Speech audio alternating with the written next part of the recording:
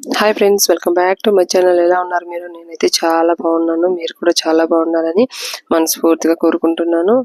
ఈ రోజు అయితే నేను మీకు టమోటా పిక్కలు ఎలా చేయాలో ఇన్స్టెంట్ గా చూపిస్తున్నాను. ఇక్కడ చూడండి, కొన్ని టమోటాలు అయితే తీసుకొని నేను నీట్ గా వాష్ చేసి తడి లేకుండా తుడుచుకున్నాను. తుడుచుకున్న తర్వాత వాటిని నీట్ గా ఇలా స్మాల్ పీసెస్ లాగా కట్ చేసుకున్నాను. మధ్యలో ఉన్న ఆ టింక్ అనేది తీసేసాను, ఎందుకంటే అదంతా బాగోదు కాబట్టి తొందరగా చెడిపోతుందని తీసేసాను. ఇక్కడైతే ఒక ప్యాన్ లో 2 టేబుల్ స్పూన్ దాకా నేనేం తీసుకున్నానంటే మెంతులు తీసుకున్నాను.